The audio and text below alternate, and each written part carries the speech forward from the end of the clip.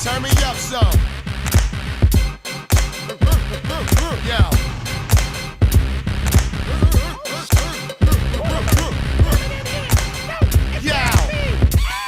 Yo, give me some room, I'm throwing elbows. Timberland boots, Air Force, and shell toes. Who the f is this? If I gotta pay to get in the club, I'ma go pop the trunk and turn the street volume up to 10.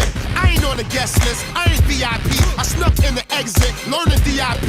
My dress code is all black when I'm making the moves, similar to the new PlayStation 2. I can't help it if the club only packing a G, and the fire marshal wanna shut it down at 3. And you ballin', dressed to kill, but I'm showing the toes with extra heels. Hey, I gotta get in, I drove here with a car loaded, charged on Belvedere. My hit the cells that the line is thick, so I drive the 500 through the door. If you're coming this one in your truck, let's get dirty. Say let's get dirty. Let's get dirty. And you really don't give a what. Let's get dirty. Say let's get dirty. Let's get dirty. Everybody get your hands up. Let's get dirty. Say let's get dirty. Let's get dirty. You ain't come to party, shut up. Let's get dirty. Say let's get dirty. Yo, security patting my legs and waist, but if I vacate the place, it'll be all my in the huddle. On the count of 3, we gonna bum rush the tunnel with a pound of Cut the light on, you see it's Brick City in here. Blazing like Biggie passed us a Simeon here. Don't sleep, stay wide awoke. You dial Doc, not dial a joke. Crawling, you die of smoke. I keep it heated when the hawk is out. Seated low Tahoe, beat it when the dark is out. I'm outside of the line and I'm acting a fool. Like a 3 o'clock bully, waiting after school.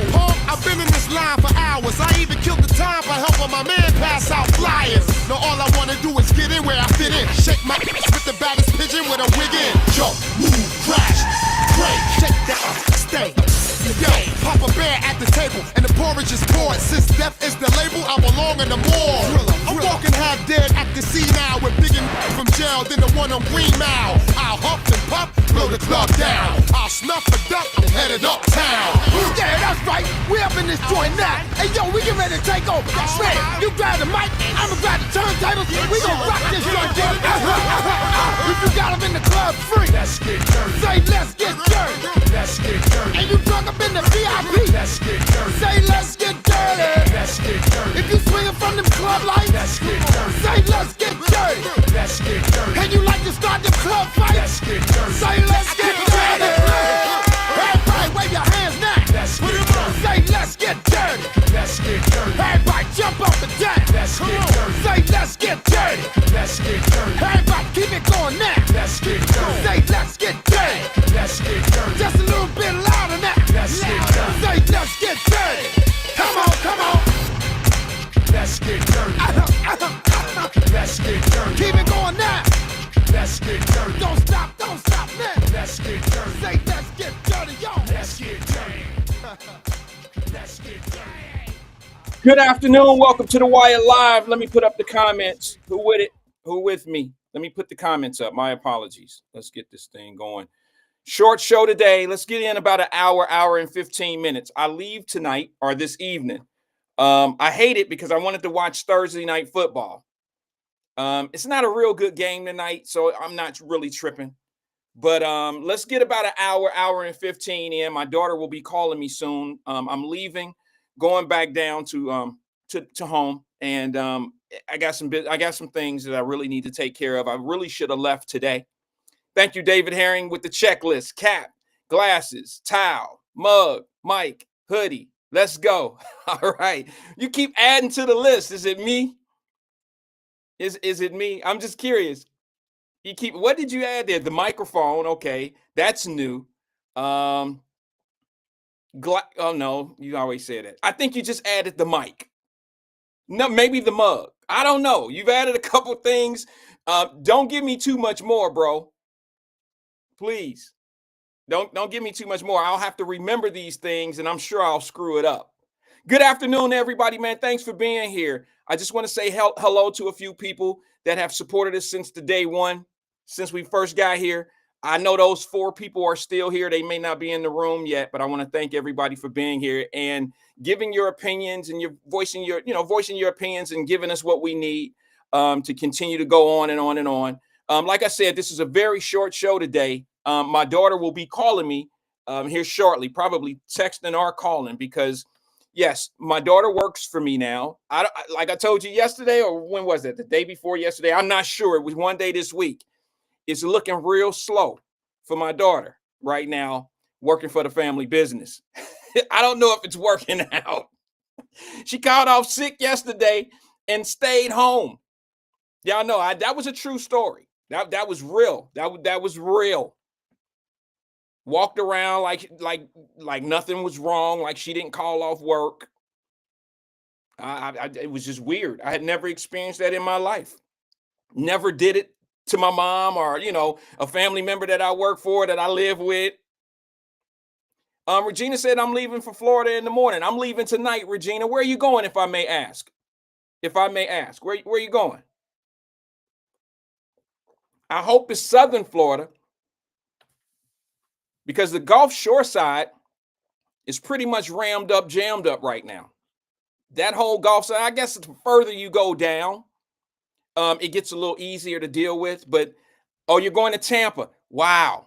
They're doing a lot of cleanup in Tampa, Regina. I hate to tell you that, sis, unless you're going down to help. I mean, you know what I'm saying? If you're going down on some type of, I don't know, what do they call those Samaritan things or something? If that's the case, God bless you. if you're going down there to sit on the beach, I don't know. I mean, my partner, Ivan down in Tampa, he said it's rough right now. They got hit by both hurricanes.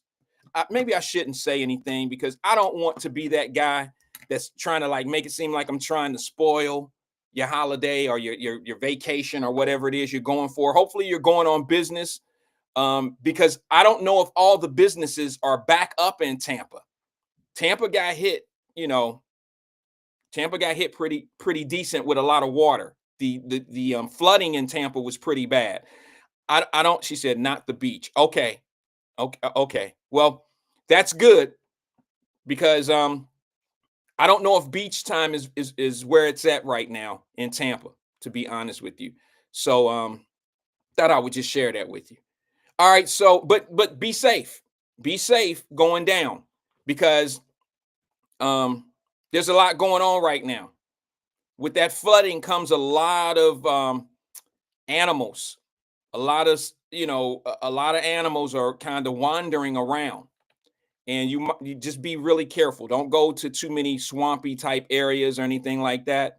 Just try to stay in line and in ground. You know what I mean? Stay in areas that are probably, I don't know, should I say vacation areas? So because those type of places are usually manned by the staff and they get everything going. It gets dangerous in Florida when the floods happen. It really does, and you'll hear about it when you get down there. They have a lot of PSAs going on the television, and you'll hear about it. So please be safe if you're not used to it. Someone that lives there and or who have been there for a while, they know the regular procedures. They know what to look for. When you land, I don't care. I mean, soon as you're playing, trust me, when you come back, you'll say either I was right or I was wrong. Please check me on it, okay? When you land at Tampa Bay's airport, okay, soon as that plane comes landing in and you hear the wheels hit the runway, your nose gonna say, what the hell was that?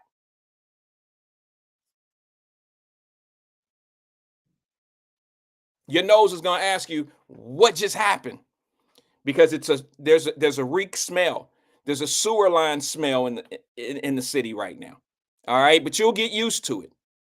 It might take you a little longer than the average smell in the city of Cincinnati. Those tend to, but you'll get used to it.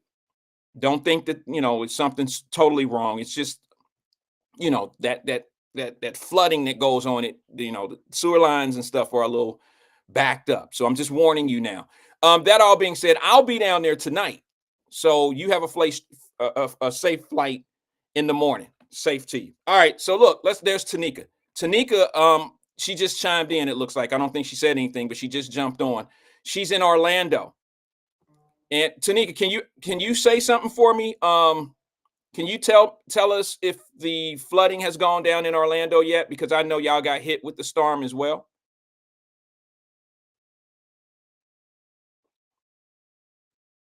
Just let us know. We have we got a family member or two that's heading to Tampa Bay tomorrow morning.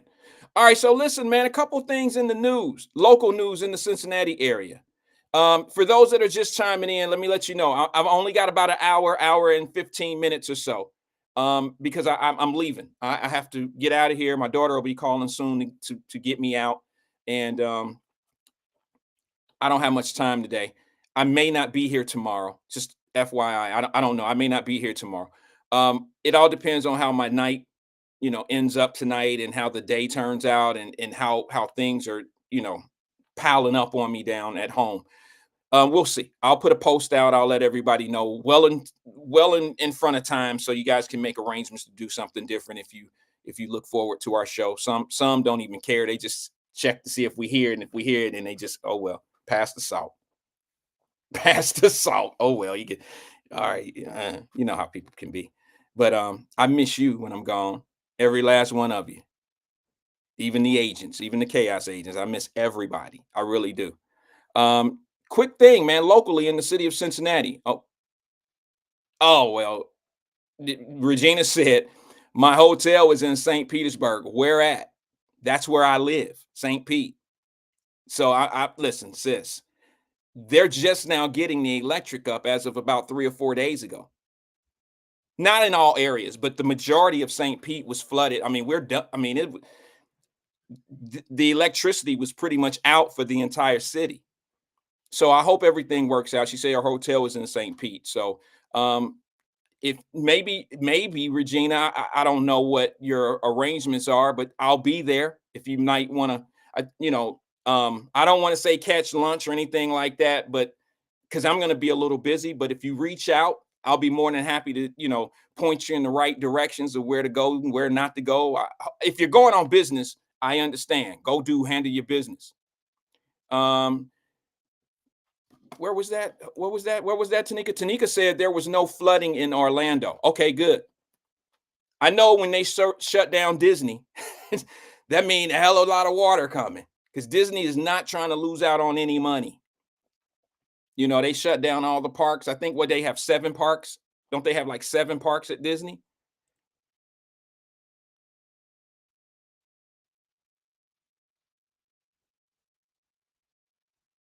Um, okay, that's my daughter. Hold on. Okay. Yeah, I'm back on track. I'm sorry about that. That's my daughter texting me, letting me know what's going on. But anyway, yeah, they have like 7 parks in Orlando. Disney does, and when they shut those suckers down, it's serious. It's serious. You know what I mean? It's serious. But look, locally in Cincinnati, man, there's several different things. Um, I grew up eating as a privilege whenever I got an opportunity.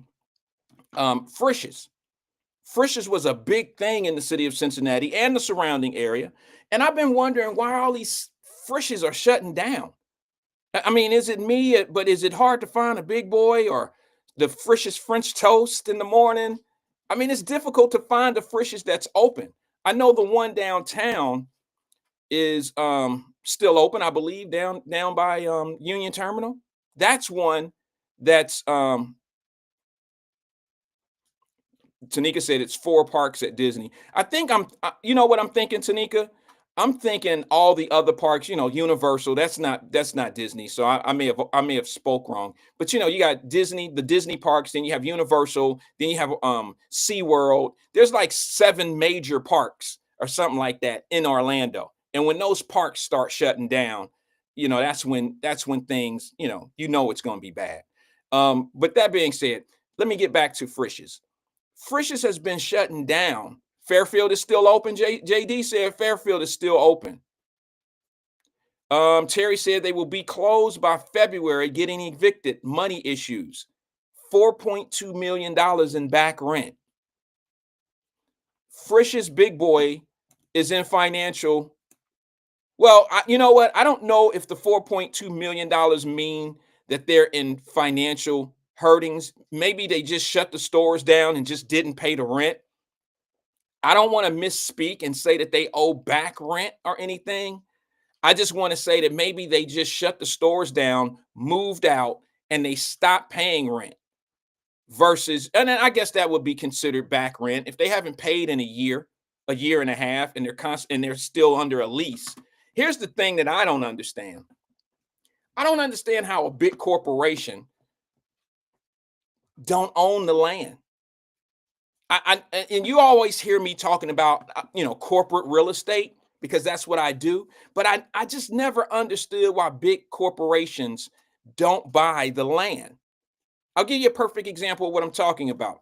Have you all? What are those stores? Not Penn Station, but the milkshake place, the place that does all the milkshakes, and they shut all the stores open. Cedric Benson said Coleraine is still open. Okay, good. I mean, those places are very far for me to go, but I'm under the impression that a lot of these stores are going to be shutting down, and they're probably closing the better stores, the ones that do the volume. They're probably going to shut them last on the list. But I just never understood why big corporations never really bought the property. I never understood that. I never understood. There you go. Thank you, Scott Bain. It's called Steak and Shake is what I was searching for. Thank you, Lamont. Thank you, John Ludd. Steak and Shake. Remember about 4 years ago, I was walking through the procedures of owning a Steak and Shake. I did it right here on the show. I didn't go through the whole process on the show, but I was bringing in little elements of how to go in and get those franchises because they were for sale.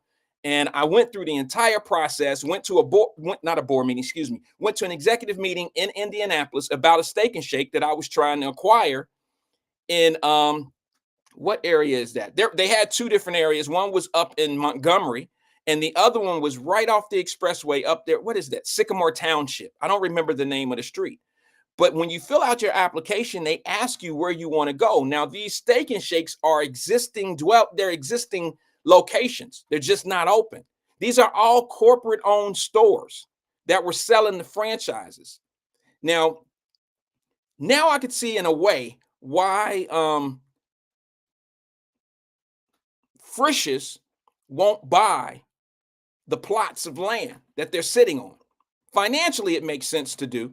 But if the franchises don't work out, or if you get a franchisee in there, then now the corporation is, pretty much stuck and on the hook for the land. So I can see that. But I don't think Frisch's are franchises.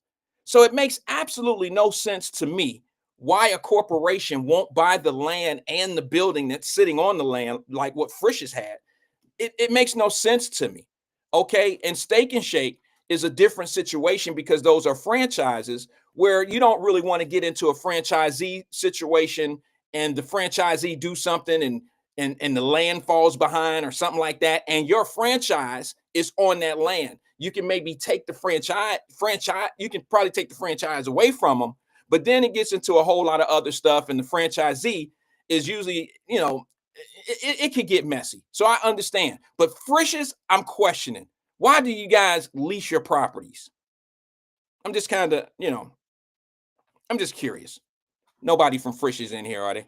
I used to deal with a guy, Barry Frisch. That was his name. Okay. He was part of the Frisch's family. And him and I were really good buddies. Matter of fact, we would go play poker together.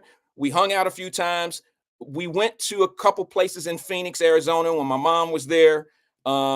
Barry used to try to explain to me why the family won't buy the land and stuff. But I never understood why. He would talk to me like I didn't know any better, but I was actually sitting there learning.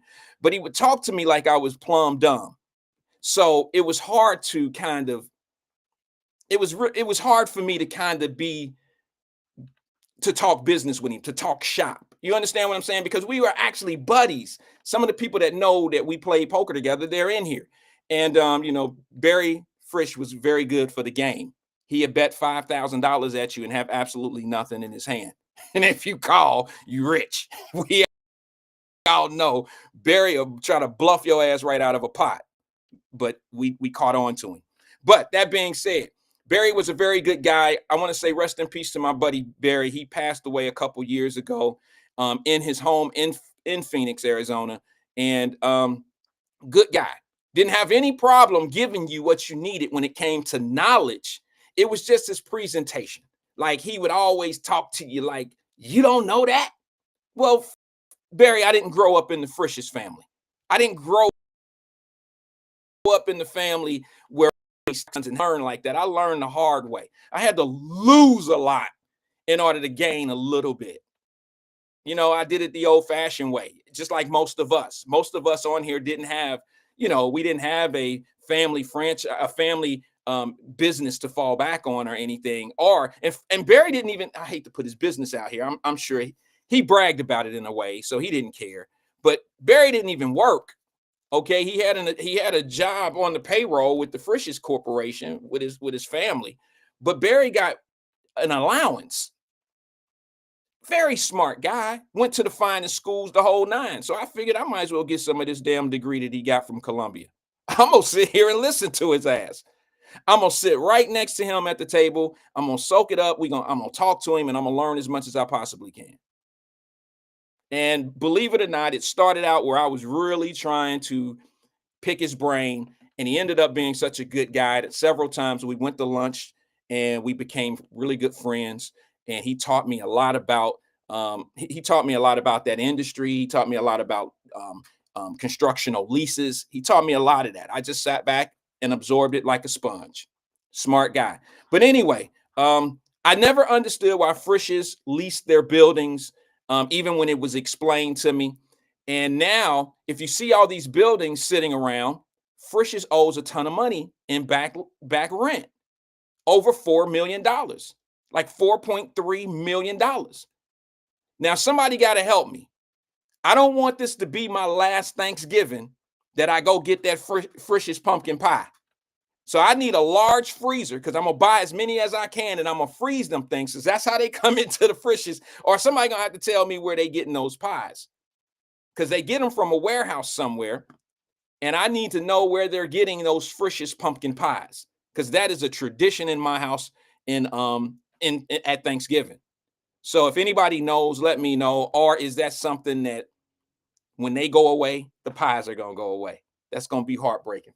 I can live without the Frisch's Big Boy sandwich and the, what was that, hot fudge cake? Whenever I think Frisch's, I think my mom, because my mother used to always get a hot fudge cake with the little ice cream and a strawberry Coke or a strawberry Pepsi, whatever they had. That's what my mother used to get. And boy, Frisch's was a privilege when we were a kid. When I was a kid, let me tell you, some of y'all will know this location, and then I'll move on because I'm limited on time today. Anybody know what area is that? What area is damn, I can't think of it. Government Square, not Government Square, but People's Corner, Walnut Hills. Is that still? I don't know the logistics. Is that considered Walnut Hills? People's Corner up there? Is that People's Corner? Somebody help me out. Where my historian? Where my Cincinnati folks? Where my MapQuest folks at? My MapQuest Cincinnati folks. Is that People's Corner? Is that Walnut Hills? Thank you, Regina. Thank you. Appreciate you listening, paying attention. Thank you, Andre. Hey, is that Andrea? Yeah. Thank you. Thank you. Thank you, PC. Thank you, Crystal. Okay. All right. You should try. Emmanuel's on here. You got to try Frisch's pumpkin pie. Maybe we'll break bread together one day. Let's go sit in a Frisch's. Let's go sit in a Frisch's, and let's get some pumpkin pie. It should be out next month if Frisch's is still around. I don't know. Just try it. You'll love it with the whipped cream on the top. All right. So listen, quick thing about Frisch's, if I may, and then I'm gonna move on because I got a lot to talk about in a small period of time. There's a Frisch's in Walnut Hills. Y'all know where that is? All my old heads remember this club called the Palm Room, right? Ironically, the Palm Room is where Lincoln Ware used to be a DJ when I was probably 5 or 6 years old, maybe 7 would be stretching it. Well, my mom's first apartment was an efficiency right above the Palm Room, literally the second floor. Palm Room was like in the basement, and then there was not anything in between that basement spot because it was the front door to the apartment building. But then my mom and I lived in this little small. It was probably as big as this table that I'm sitting at right now. It was a club called the Palm Room, and every night that they were open, the music was like in the house. That's how thin the walls were. Well, behind that apartment, I don't even want to call it an apartment. It was a room with a toilet attached to it on one side and a stove on the other side and a front door. And our bed, my mom's bed, I was a kid. My mom had one bed. We had one bed. We slept in that one bed. And listen, there was a Frisch's behind the building. I believe that Frisch's is still there. So if y'all know that little apartment building right there, that's right there by that Frisch's, that's where I stayed as a little bitty kid. And listen, we ended up back in the projects real fast, real quick. That shit didn't work out. But that Frisch's was a privilege. I had never in my life tasted French toast that good in my life. That syrup that Frisch's has for that French toast with the sprinkly powdered sugar, I had never tasted anything that good in my life. But that was a privilege. That was a privilege. I used to ask for it every day. And that's when you knew you didn't really have any money because mom would be like, you can't get that every day. You can't get that every day. All right. So look, Frisch's, I don't know how much longer they're going to be around. I don't know how much longer they're going to last, but I want to get a couple or a few of these pumpkin pies, freeze them and have them for later on. I don't know.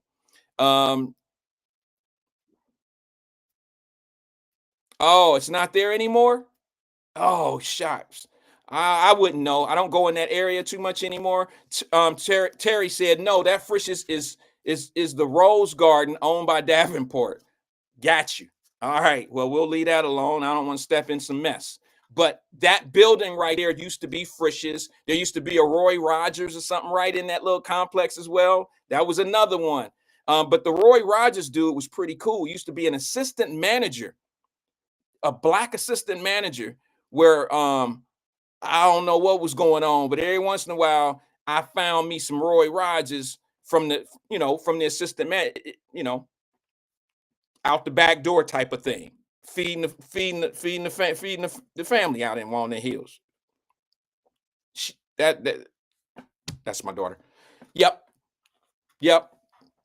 Throw a couple bags at night. You know how they gonna throw food away?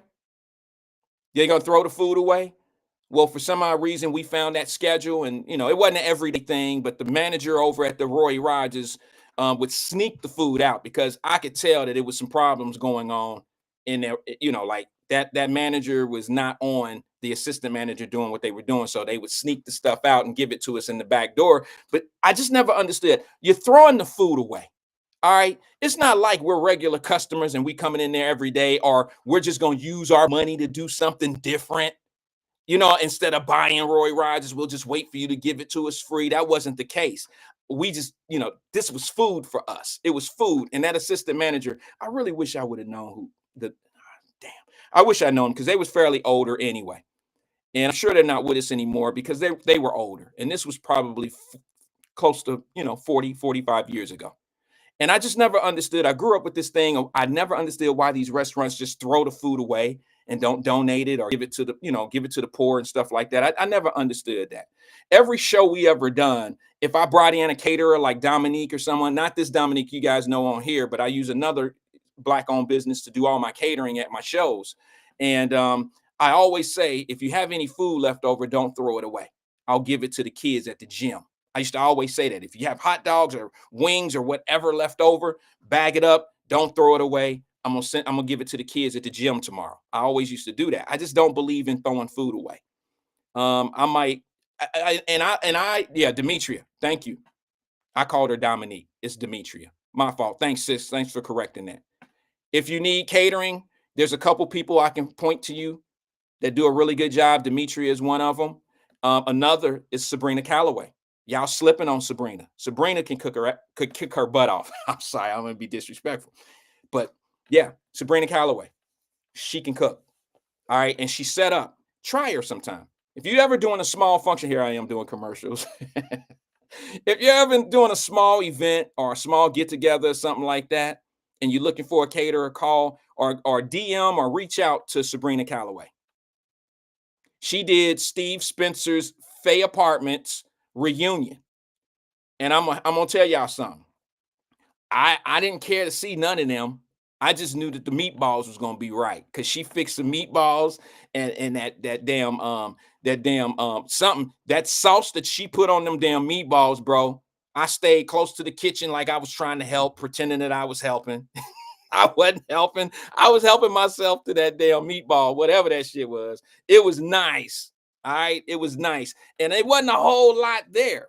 It wasn't a whole lot, but my greedy ass, I'm like, I like meatloaf and stuff like that. I'm a big hamburger type of eater.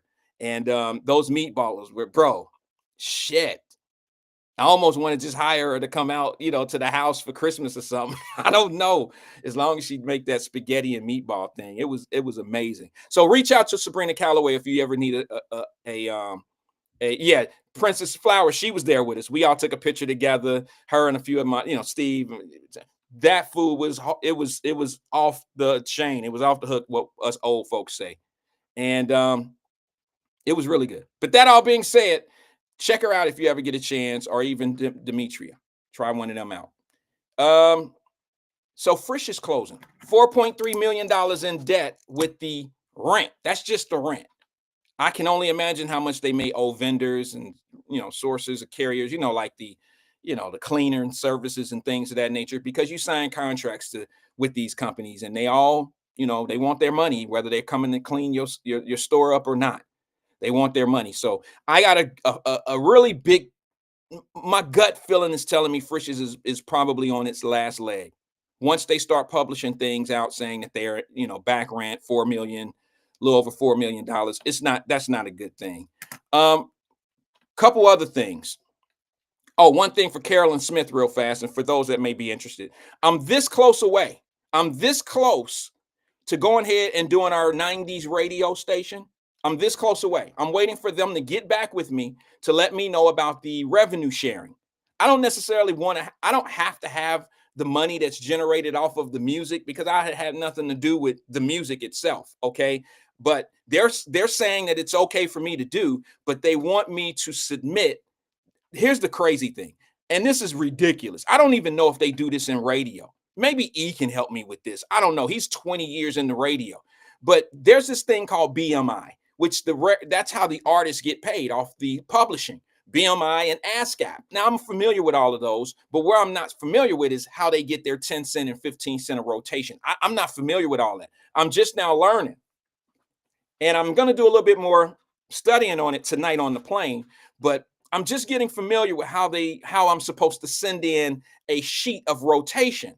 I wasn't familiar with that. I know that the radio stations keep a sheet of rotation because that's how they pay the BMI and the ASCAP. I get it. But I didn't know that there was a process to do that I'll have to do it here. So before we get started with it, Carolyn, I want to make sure I got all my I's dotted and my T's crossed so I won't make any mistakes. Get started, get 2 or 3 shows in, and then they shut me down. I don't want that to happen because then that looks unprofessional. You know how we start businesses. A lot of people start businesses and they don't have a reserve. And I don't want to do that. That's how you see somebody who come out there and start a business and you give them a chance and they do it pretty good. They don't even really do good at the beginning, but you continue to reach out and give them a chance. The grass cutter guy come in and he cut the grass that don't look as good as the guy who was expensive. So you work with him because you're saving money. And then you just kind of live with it. And then he's getting better as he go. And then as he's getting better, he gets closer, getting to the point where you're really satisfied. Then he go out of business. He don't come anymore. He call and say, I got somebody else that can cut the grass. I can't come no more. I've dealt with that type of stuff for years because I'm a big advocate. I think E can vouch for this. I support small businesses to the T.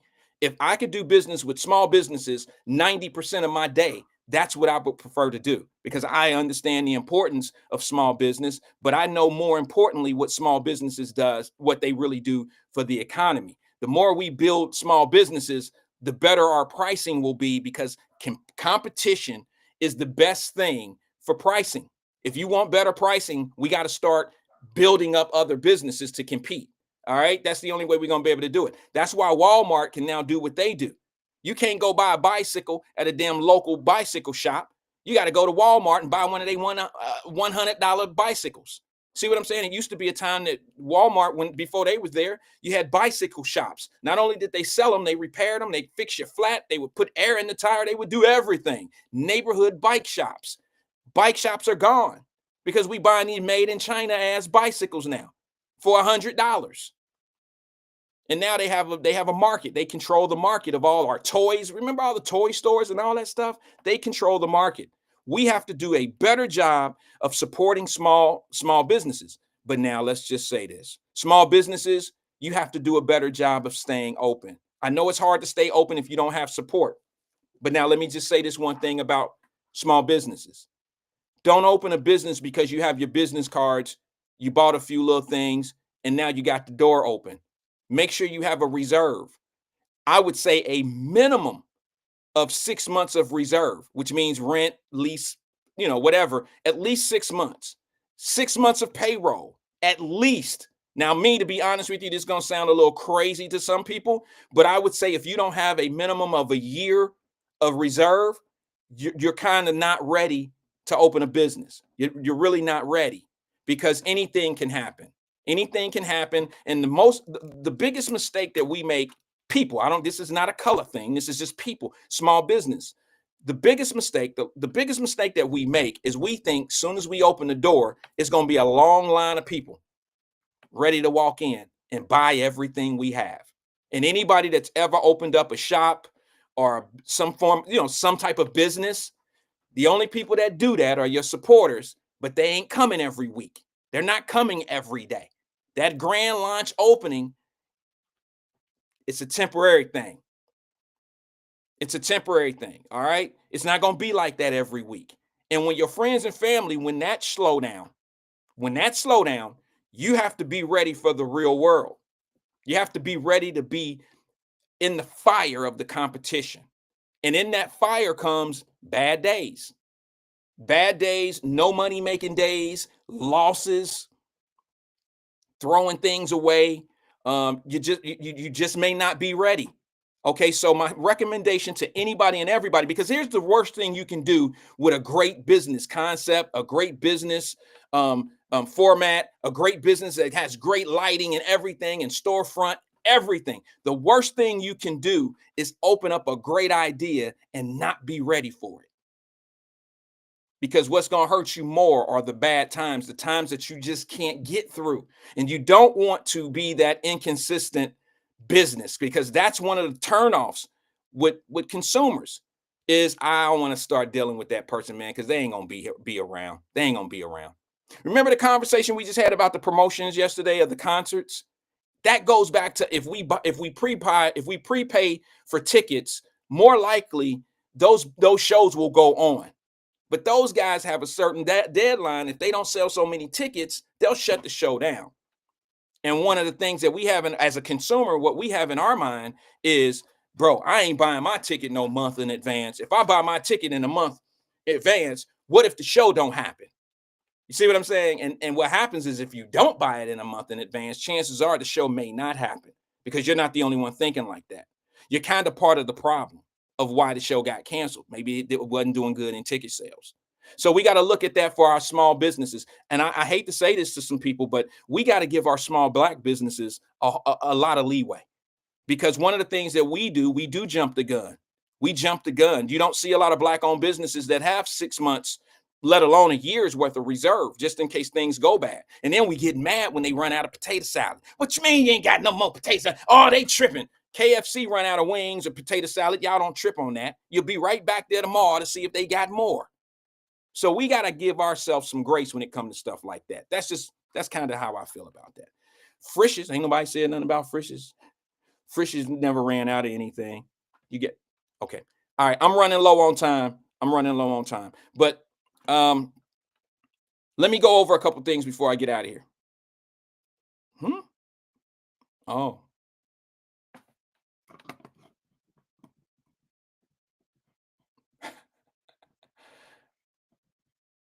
Somebody said, oh, it was Fame. He said, hi, guys, I'm Avon, Indiana. I turned off the show when the Black podcaster was talking about pumpkin pie. All right. Well, okay. Well, that was a long time ago. I guess you're back now, since we're not talking about pumpkin pie. What is that? Pumpkin pie is not something that we do? Is it sweet potato pie? Because my granny made the best sweet potato pie. I just got turned on to that pumpkin pie by my man Paul Wyatt back in the day. He was like, boy, yeah. Anyway. All right. So listen, couple serious matters. I haven't read the story. Wait a minute. I might have it up here. Let me see if I do. Something, I don't think I have it. So I'm going to just talk about a little bit of what I heard and what's going on. I don't have all the details. Did a 5-year-old get shot in the head on a drive-by in Winton Terrace, and he's in serious condition? That scares me.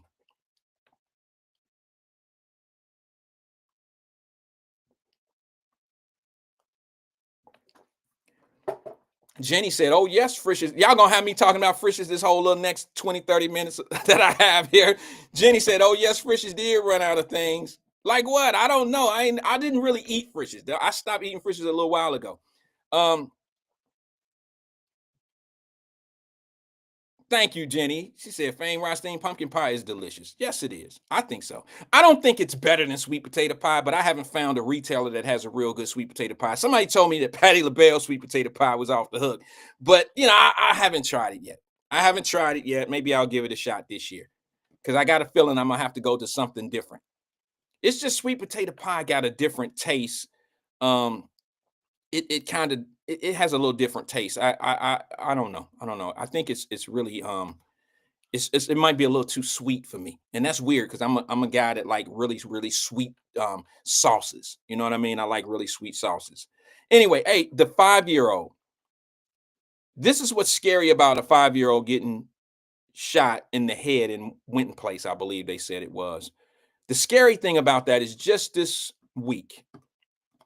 I think it was this week, maybe Monday. I made a comment. Oh man, ain't nothing better than that.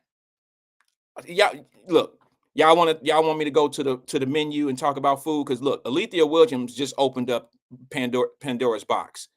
Listen, I'll stay on this for 1 second. Because she did the magical thing. She mentioned the best thing in the world. One of my the best dessert in the world is chess pie. Chess pie. Now, I don't know who else knows about chess pie, if you even try it, if you've ever tasted it before, but there's nothing on this planet as a dessert better than chess pie. I know where I first discovered chess pie. Let me see where you discovered your first chess pie. Y'all gonna be mad because it might lead on to a further conversation. Where was the first time, if you've ever had chess pie, where was the first time you ever had chess pie? Yeah, that's the one I eat now, is Grater's. I eat Grater's chess pie now. Where was the first place you've tried, or who put you on the chess pie? Alethea says school. What school? AP said, no, good cheesecake for me.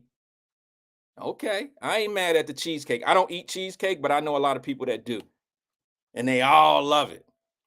Mama Birch said, my granny. Princess Flower said, my granny.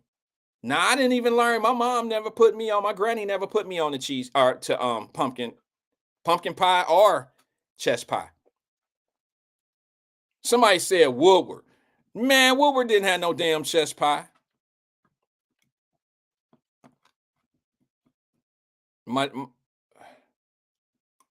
Goodies Barbecue. CK said Granny. Daryl Carpenter said that barbecue place in Evanston. He said he forgot the name. Okay, now you're getting hot. You're getting warmer, Alethea. You're getting warmer. She said Cincinnati Public School. Withrow. Where my Tigers at? Where my Death Row Tigers at? I'm surprised. Ain't nobody in here from the Death Row. None of us. Listen. Withrow had the best chess pie in the world. It came in this little plastic white container with the see-through overhead wrap that you peel back. That chess pie was crazy. Withrow is what put me on to chess pie. Now, the name was weird. With my partners, I thought they was playing, you know how you joke on your partners and shit. I thought they was on some bullshit. I ain't gonna even lie. They were like, yeah, we about to go get this chess pie. You ain't never had no chess pie. Now, see, where I'm from, you got to be careful because these are the type of dudes that are, they jokesters. And I mean, they might have you doing some crazy shit and not think about the repercussions of you doing some crazy shit. I kind of ran in circles like that. But when my partners was like, man, we about to go to the we about to go to the cafeteria, man, eat lunch, but we gonna get this chess pie. Chess pie, what is that short for? What does that stand for? You know what I'm saying? I was waiting for some bullshit to jump off. Like chess pie, that's weird. I had never heard of it till I got to Withrow High School. Sat down at the cafeteria, had that chess pie. It was the best it was the best dessert I've ever had in my life. And now I've been able to find it at Buskin's and what's the other one? Buskin's and what's the other place? Grater's, I believe. Yeah, Grater's and Buskin's. I get them confused sometimes. They have the best cheese. They have the best chess pie. All right, so look, here's the other thing. The 5-year-old that got shot in Winton Terrace in the head. They said it was a drive-by. You know what's spooky about that? Is I just made a comment this week and I said, I got to be careful about bringing things up because when I bring things up, it tend to happen. Like I was breaking something down. I was giving an analogy of something the other day. And I was like, we talk about these kids, like the 11-year-old that got shot. And I was like, you know, I hate to talk about those things because when I have a conversation about it on the show, it's just a matter of time before another situation like that happens. I'm a little superstitious when it comes to things like that. I'm probably wrong for that, but yeah, I'm a little superstitious. But just a couple days ago, I said that we don't have a kid problem, we have a parent problem. And when these guys are shooting these guns, they don't always hit the person that it's intended to for. It's not always hit, you know, it's not always intended for them. I mean, somebody gets hit, you know what I'm saying? And it bothers me that when I have those conversations within a day or two, it happens again. I've noticed that in the 4.5 years that I've been here, and I don't like that. So I try not to bring it up that kind of way, but we do have to do something. Now, here's another thing that I discovered. 5 people, did y'all hear this story? 5 stabbed in College Hill, 4 dead, 1 in intensive care. This just happened. Some people were saying that College Hill was swamped with police. They said that something was jumping off over there. The police walked in and 5 people were stabbed. 4 of them are dead. And 1 is in intensive care. I mean, this is in College Hill. So listen to my folks. I guess we're going to be banning knives now. I told you this killing is a mentality thing. Guns are just a tool for that mentality to use. It's a convenience. But no, crazy and mentalities and all this stuff, if they want to kill you or do something to you, it's not the guns that's doing it. They'll find a way to do it. I seen a girl on a video shoot a damn bow and arrow in the drive-through of a Wendy's trying to get at somebody. I know that sounds crazy because it is. Let me see if I have this story real fast of the says 3 found dead, 1 taken to the hospital. I'm sorry, it was 4 total. I said 4. Let me see if I can pull this up real fast. And let me see something. Let me see if I can get this up. Give me 1 second. I tell you what I'm going to do. I'm going to go to the phone line real fast while I'm trying to pull this up, if you guys don't mind. Good afternoon, caller. This is Wyatt. Who am I speaking with? Of course, I have to check in for you, in case you be MIA tomorrow. Well, I don't know. We'll see. We'll see what happens. Hopefully, I'll be able to go live, but I seriously doubt it. But what's going on, twin? How you doing today? Okay, Carl, it's sad about the 5-year-old and everything. Yeah. But my thing is this: it happened 6 o'clock or 5 something in the morning. A lot of times be out there driving around getting people tickets around that time. Why you just didn't patrol the area and everything? But they love getting people tickets around that time. Why? I don't know. You say they love giving tickets around that time? Man, yeah. Why I got 3 tickets and went there. I be faded and everything sometimes long back then, back in the day, and I'm like, man, I ain't about to get no other DUI. So I'll park my car because it don't be nowhere to, park around there. So I was a little bit past, I mean, a couple of inches before the do not park here, son. But still ain't nowhere to park, and I don't feel like walking around the corner and whatever. Because sometimes they be packed and everything. So yeah, I come out, it's a ticket on there. And they just ride up and down, but y'all don't worry about the killings and shootings or none of that though. When it's time, it's off to me. Why? It's just really off to me how they stereotype situations like that, man. It's stupid, man. But y'all definitely want to come get people tickets 3, 4 in the morning, man. Well, and I sit there, what? No, I'm just asking. So are these are parking tickets you're talking about? Yeah, man. Okay, are you illegally parked? Man, that's not the damn point, Wyatt. Okay, My point is y'all want to sit up there and get fucking tickets, but go patrol this goddamn area since there's so much killing. Not Wyatt. Within a year or two, there's been fucking 6 murders, man, and wind terror. 6, man. Yeah, 6 or 7 within a 2-year range, too man. many. Way They too many. slowed down. They slowed down for a minute, Wyatt. I know goddamn well Tierra Powell been up there about at least 10 times. Man, it's crazy. And I'm gonna tell you something. I talked to that sister yesterday. And guess what? Wyatt, all the murders that took place with these 2 or 3 year span been all at 6 o'clock, 4 o'clock, 3 o'clock.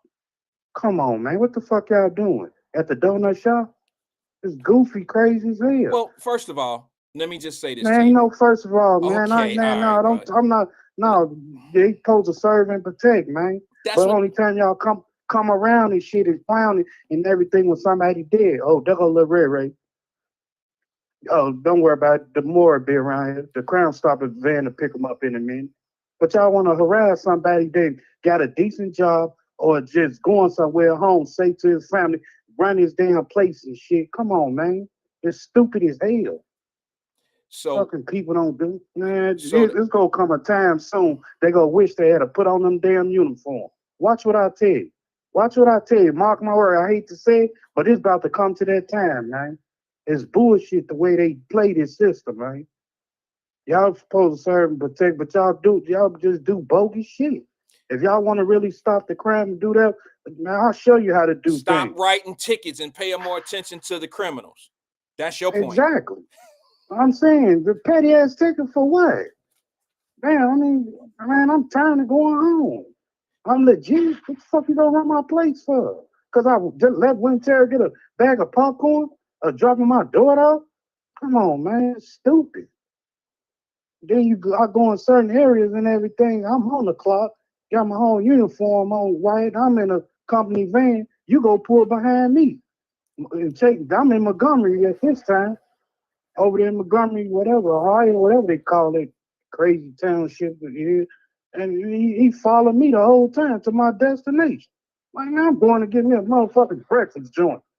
Montgomery police pulled behind me, and I'm in a company van, man. Because he He waiting to been give you a sitting there. ticket. I'm He watching can't the wait. whole He time, can't Wyatt. wait to give you a ticket. That's what it is. Huh? He can't wait to write you a ticket for something. I hope you turned He all your want me to blinkers. skip that line, Wyatt. Yeah. Drive over that grass or hit or just do anything stupid. Yeah. I had to drive like a nerd that day, man. It's stupid, man. You cut the radio down in there and everything, didn't you? You cut the radio down. You couldn't do nothing. No, I just laughed. I just shook my head like, this is shame. Yeah. Yeah. I get it, bro. I get it. Yeah, The damn man, police, I man. don't Stop know. writing all them Good tickets and friends. catch those criminals. Man, I mean, if you doing something wrong, it's wrong. But man, go after the big fish. Small petty ass ticket ain't nothing, man. Nah, that ain't Go on nothing. with the goofy stuff. Yeah. Man, I remember I was in court in Chicago. Dude came with them tickets and dude had an ounce of weed. That judge cussed that damn prosecutor out.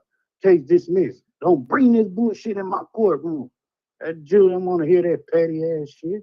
Come on now. Yeah. Man, but that tartar sauce, man, that's why I stopped eating there. Really, Did you say tartar sauce? Why? That tartar sauce on that frisky stupid me way up. Okay. You know, I'm from Chicago. You know, the tartar sauce on a burger. Y'all got some weird shit going on in Chicago too, bro. Y'all got some different stuff going on that we don't really eat in. Man, tartar sauce on a burger, man. Stop it, Wyatt. Well, they're known for their chili, they're known for chili, whatever they call it. I said, man, ain't chili, that's spaghetti y'all eat. I said, I don't know, to eat, but they breakfast joint, it was decent though. And everything. I used to go on Spring Grove, get that little breakfast buffet, and you know, I used to run out of bacon and everything. Yeah, so the that's buffet. The only time I saw. The buffet was real slick at Frisch's. We would go to court in the morning and then go over to the buffet right afterwards, and because it ended at like noon or something like that. Oh yeah, they were in trouble when we came through. And that Patty LaBelle overrated. The pumpkin or the sweet potato pie. That sweet potato pie overrated. I think they sell them at Walmart. I don't know where else, but I've heard that Walmart carry them. Do Kroger carry them? No, I ain't seen them in Kroger. I saw them at Walmart. Okay. But that Creamalicious, Liz Rossi, that Creamalicious ice cream, hey, it's on point. It's on Is that 10, an original thing? Is that her thing that she makes on her own or something? I think Liz Rossi, yeah. All right, I may have to try that out. That's on point, though. Kroger's use, I think, still sells. I may have to track. I may have to try that out. I'm not a real big dessert eater. I don't eat a lot of different things, but make sure you drink some water behind. Don't drink that tea and Kool-Aid. I want you to mess your stomach up. You got to drink water. With what? With everything. You keep drinking tea and Kool-Aid. Drink you some water sometime. Okay, I will. I appreciate it. I will. I appreciate you looking out for me. I had to mess with you in case No, it's cool. you're not here this weekend. You be No, safe, man. Everybody in the chat. I'll wait for a little 3:30 E-Man come on if he come on I think he and will. Today everything. is what, Wednesday? Huh? Or no, today is Thursday. Yeah, he should be on. I'm gonna need you to get your mind right, man, because you've been having that Mitch McConnell the syndrome and everything. Get your mind right, man. Yeah, Quit well, you blaming know that what? oldness and everything. You still young. Well, yeah, that's Now true. you But know well, ooh, ah. Get your mind right, man. you're right, twin. You're right. Don't have you But playing tricks on you. you Get your have to mind right. understand this man here has a lot of other things going on in life other than what issues he talks about on these damn And what other podcasts. 99 problem is? Oh, bro, where do I start? I run a family, I run business, I run, a All podcast. right. I mean, come on, bro. You can, all It's right, a you say lot. your resume, man. Say your resume. You good. You good. I'm just saying. I I had to mean, mess with some you. All right, things well, that be people safe, man. say it bring up some of the things you going on because we all human and we all go through the same stuff. And sometimes somebody will Oh, say yeah. something and it's something that I'm dealing with. You know what I'm saying? Yeah, it's time for Personally. me to clock out. My day is over See, with. there you go. You ain't doing shit on that job, Where man. they? Sitting here I talking forget. on the come on here, man. When they write your Shit, be ass up, quiet, you're gonna Wyatt. be look at you. Hey, you too loud, man. Too loud. No, I'm Be just quiet, saying, when they man. write your ass up, you're gonna be the main one talking about they messing with me. They just messing with me No, for nothing. They ain't no, got nothing on me. They just be I'm messing a, with. They didn't follow me back to the cooler with my cell phone, thinking I'm doing something wrong. That's what you're saying. I know that's what you're gonna Did say. you say if you need your help or advice, call Wyatt? Did you say that? Yeah, but what you doing, bro? You're committing an act of wrongdoing on the job, and then you're gonna be hollering about why they shouldn't write you up. But you're a union steward, aren't you? I ain't know you in at this I job. thought you said you was a union steward. Not at this job. I'm not Oh, at okay, Kroger's. my I am. bad. Well, shit, you should know better. To be a union, it's crazy when the union steward need the stewards. That's just crazy. Oh dear. I'll let you All like right, you. bro. Take Hey. it easy, man. Peace. I Uh, appreciate you engaging. That was twin. Yeah, his wrong ass. Why they writing all these tickets? Are you illegally parked? Yeah, but that ain't the point. Huh? That's not the point. Okay, let's get to the point then. What the hell is the point? I don't know, because they just following me. Okay. I don't know, bro. I can't. I don't know. I was looking at some. I was about to talk about the shootings and stuff like that. But I just want to say something to people. And I know this is probably not a good time to bring this up because I just got off the phone with Twin and y'all gonna think I'm, shooting shade, but it's not. Twin is he's an advocate of, you know, he's big on the gang violence and he's reformed his life and things of that nature. Um, and I get it. And I appreciate him for bringing that element sometime. I know it get long. I know there's a lot of confusion in there sometimes, but I think he has a very good heart at what he's trying to do and what he's trying to say. All right. That being said, some disturbing information. I don't know how to say this without sounding like I'm just trying to be mean or I'm going against, certain people or what. But like all of this crime and shit that's going on and we being deceived on how the numbers look and this and this and that. Ladies and gentlemen, my people, we have to do something about a system that is completely broken. And what I mean by that is I watched a video of someone talking about what has hip hop done for the Black culture in 50 years. What has hip hop done for the Black culture over its 50 years of existence?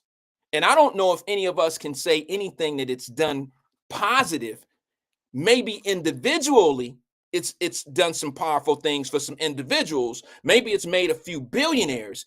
But what has hip hop done for the communities across this country, the Black communities across this country? What have they given? What have they dropped the seed in and made a community flourish? I don't know what I can say they've done. I don't know if I can say anything positive that it's done. Okay, and I'm gonna play a video in regards, what the argument was. I think Dr. Umar Johnson had a very good point when he was talking about hip hop. What has it done for the culture? And some of the things I hear in today's music, it solidifies things of wrongdoings. It kind of makes it okay. It justifies bad behavior. It actually fuels bad behavior. And you know what? I'm going to say this for the record. Jail is not really a deterrent. Look, this is going to be hard. Some of y'all can really challenge me on this. Because when you look at Wyatt, when you look at Randall Wyatt has never spent any mandatory jail time in a federal penitentiary nor a state penitentiary. I've done a couple hours in a city facility for some bullshit. You know, they was just messing with me. I ain't had to write me no ticket. They were wrong. Just messing with a brother. I'm just saying. But I didn't have to go to jail, but he took me to jail for that bullshit. I was probably feeling like Twin at that time. But honestly, keep it 100 right here.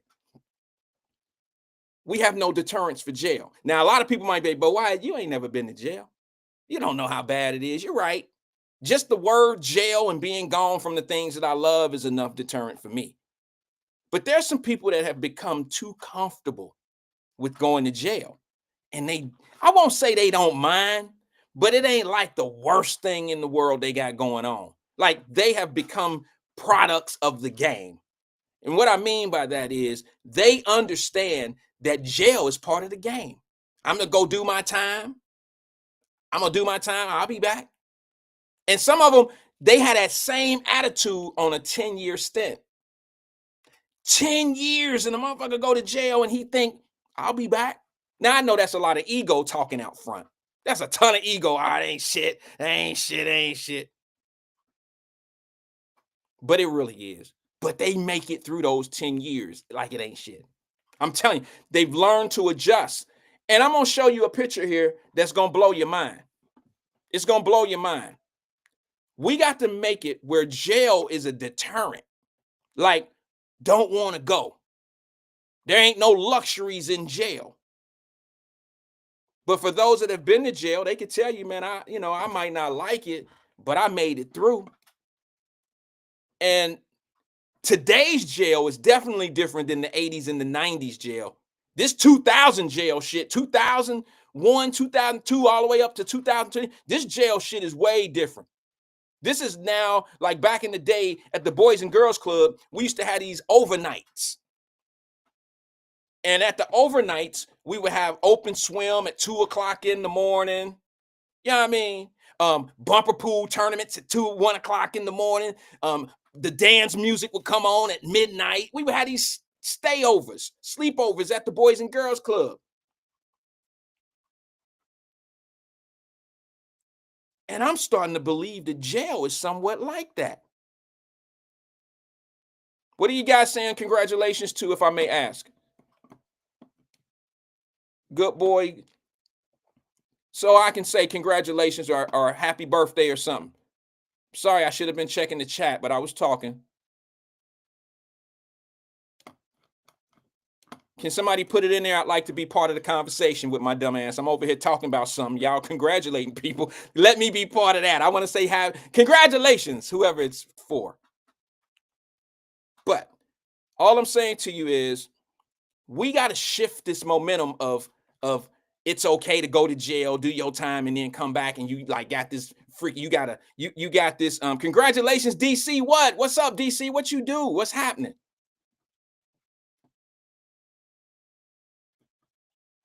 Oh, DC said, I'm on cloud 9 right now.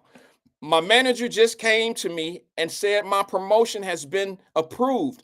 I am not an engineer. Excuse me, it moved on. I am not an engineering test specialist. What are you? Are you an engineer now? I mean, I know you're probably an engineer just to have the engineering test specialist job, but what is it now? Put the title in there, bro. Congratulations to you, my man. I'm sure it's well earned.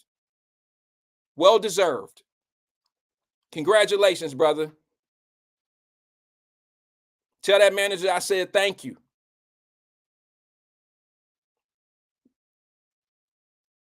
Appreciate you. Congratulations to you, brother. That's a come up. That's a come up. I appreciate you. Anyway, we got to do better. I mean, let me just say this, yo. Here's a picture that I discovered. And if jail is now turning into sleepovers, hanging with your buddies, and you just there to play basketball in the pickup leagues, work on your weightlifting, getting your ping pong game on, maybe getting a GED, maybe getting a 4-year degree in jail. All these things are offered to you. Education is offered to you. The job, I can't say that it's the greatest thing in the world because they don't pay a lot of money in the joint. I mean, you can get some money from home and not do nothing all day at jail, in jail, excuse me. But when I start saying things like this, we have a messed up system. Okay? We have a messed up system. Now, all the liberals, I'm talking about real far left people who don't think people should be punished, that there's something wrong with us because we want stiffer penalties. All right? Do you know some of the things that's going on in jail that are considered to be luxuries? And I don't mean foods. I'm talking about some of the things that jail guys are into in jail. They're not missing home. Look at this right here. Tell me what's wrong with this picture right here. Somebody tell me what's wrong with this picture. They got cell phones. They wearing nice clothes. This is a photo of two cellmates playing NBA 2K on a flat screen TV in their cell. Can somebody tell me what is going on? And you wondering why little Ricky don't mind going to jail?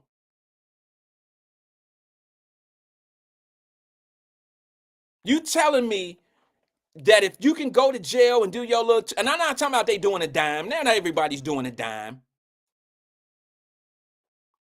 Some of them are only doing 24 months and they get there and do 18 of the 24 months or 16 months of the 18 of the 24 months. And then they go to a halfway house. But if you got these luxuries playing video games in your cell with flat screen TVs and you get money put on your books, what's the deterrent here? I mean, what am I missing? If this is what jail is about, and they go home to their little nephews or their little cousins and shit like that, what are they telling they little nephews and their little cousins, man? What are they telling them? Oh man, go and do that 2 years. And we're gonna put money on your books, you'll be all right. Jail ain't that hard. It's just the hardest thing is just being away from your people.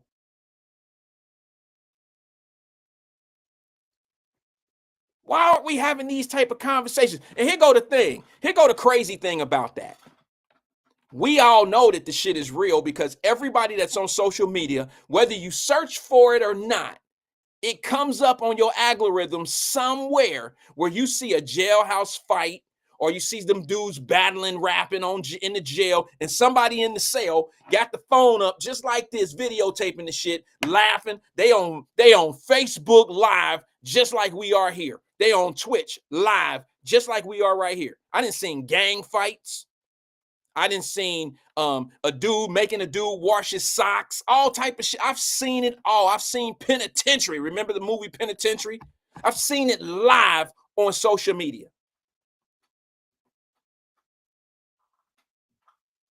And I'm wondering, these guys got iPhone 16s and shit.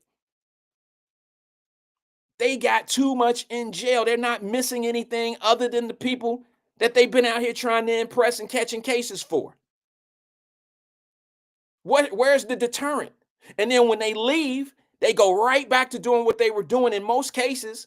And then our little boys, our little shorties are being taught in school by these guys that don't think jail is a problem. They think that doing that little time is nothing. So they teach that time is nothing.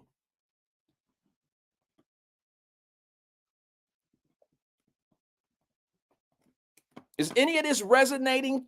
I mean, can anybody tie this into the bigger problem?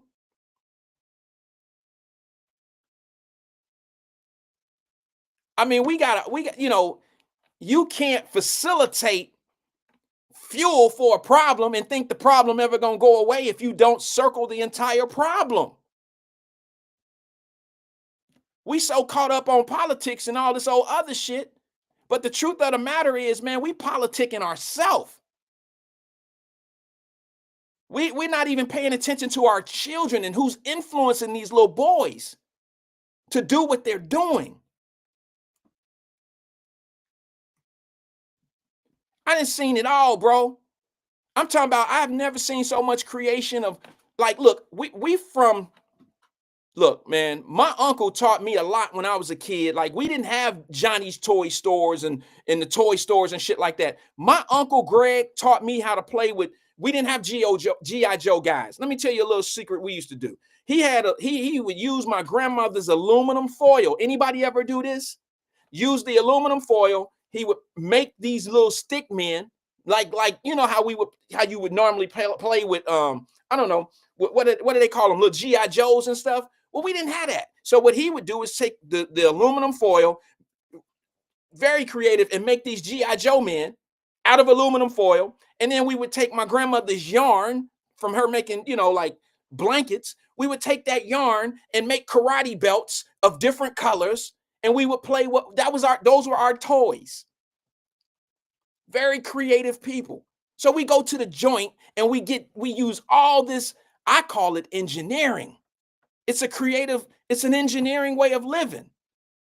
I don't think DC would agree that it's engineering because he's further in engineering. He's a technical engineer guy, but he know what I'm talking about when I say engineering. He know to be able to take a damn radio into the penitentiary and turn it into a fryer. That's engineering, okay? To be able to fry hot dogs from a radio, transition radio, and do some of the things that they can do with electricity to run on them small currents. That's engineering. All of that greatness and know-how could be out here inventing things. But no, we using all this technology in the joint. And then we teaching our sons that it ain't shit to go there. It ain't nothing. And you who spent that time in there know how difficult it is once you get out from doing them numbers, doing that time. You know how difficult it is to go get jobs. You know how hard it is. I got to show this video because this is what I'm talking about. I hate to do it, but this is what I'm talking about. When you got little boys like this being led by bad influencers, it's just a matter of time before he's in trouble, running from the police, telling an authoritative figure or somebody, you can't talk to me, like, fuck you. Watch this little boy. Now, I hate to see this, but I'm going to share the truth. The truth of the matter is, when you're led by dysfunction, you're going to be dysfunction. Check it out. You the other girl, you the mama. So, at least I'm a girl. At least I'm a girl. And I'm not daddy. I'm grown. I'm not daddy. I'm grown. Stop hitting your chest, you're making a radio. You think you tough? You the other girl, you the mama. So, at least I'm a girl. At least I'm a girl. And I'm not daddy. I'm grown. I'm not daddy. I'm grown. Stop hitting your chest, you're making a radio.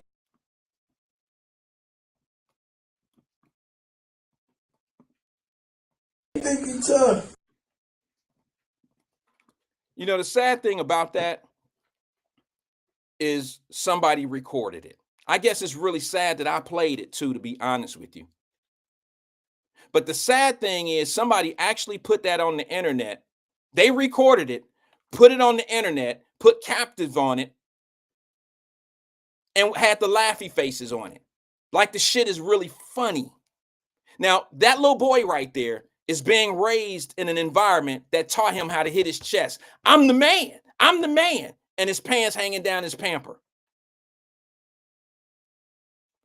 Exactly, Jerica. You just took my point. That little boy was doing that to justify that through adults. Did you see the side eye, the look, at the justification? There you go. I don't mean to. He was getting the justification from somebody in that room. That's a taught behavior. And all that, the drink in his hand and all that. I know it was a little soda bottle in this case, But you give it another 3 or 4 years, it's going to be something different in that bottle, that little soda bottle. That is a taught behavior. That is little boy. That's the type of behavior that a little boy is taught who's been around all the wrong people, who gonna talk to women disrespectful like he was talking to the little girl, like her being a little girl didn't mean nothing because I'm the man. I'm the man. I know you the girl. I know you the girl, but I'm the man. What do you think a teacher can tell that little boy? What respect do you think a female teacher is gonna have coming from that little boy right there? And here's the other thing.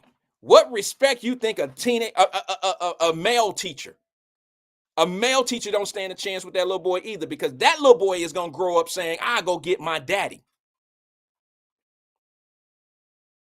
Remember the little boy, I showed y'all that video where that little boy was in that store, that little cell phone store, and the man was like, I didn't slap you. Did I slap you, young man? And the little boy smacked the shit out of him, and his daddy was there right there. I guess it was his father. I don't know. Yeah, he did, because he was like, you don't lie on my son. And that man got slapped, that employee. The employee got slapped, and that little boy's daddy was like, yeah, do something. I dare you to do something. See, that's the little boy that's going to hit a teacher one day, and he's going to hit the teacher because his dad justified that bullshit ass behavior. And he's going to feel like he can put his hands on people because his daddy going to be there to have his back.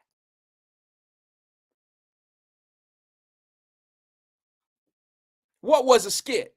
What we just seen? Dominique said that was a skit. Okay, the little 4-year-old little boy did a real good job in that skit. He did a great job. Give him an Oscar.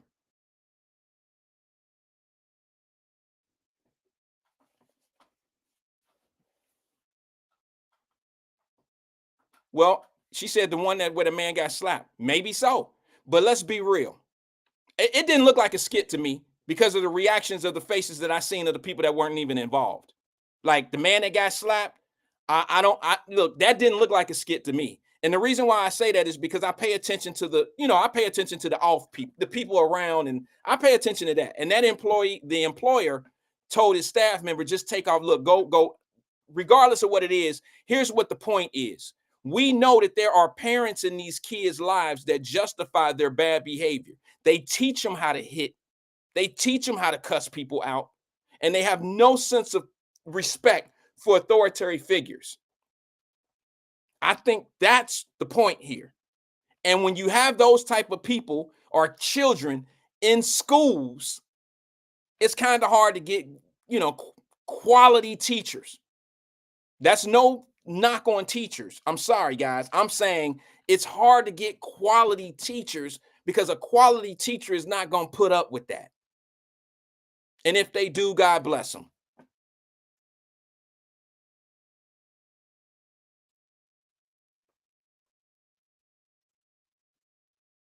On that note, checking the clock. On that note, let me end on a positive note here, if I may.